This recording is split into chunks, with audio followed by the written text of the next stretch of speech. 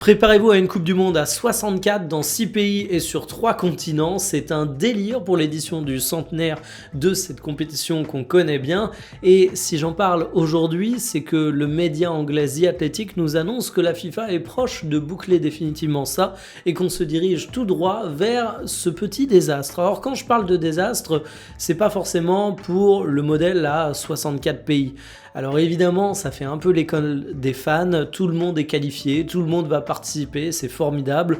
Au final, ce que ça va donner, c'est juste des phases préalables de la compétition, des phases de ligue qui seront quasiment des phases de qualification déguisées.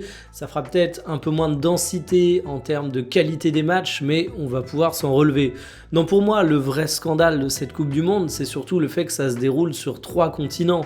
C'était bien beau de critiquer le désastre écologique qu'était la Coupe du Monde au Qatar, et il y avait de vrais sujets, mais alors là, quand tu vas prendre l'avion pour faire Uruguay, Espagne, Maroc, va falloir être prêt à encaisser le bilan carbone. La FIFA se défend en disant qu'ils vont mettre en place des actions de compensation, mais c'est quelque chose qui est très souvent dénoncé comme étant du beau greenwashing de la part des associations.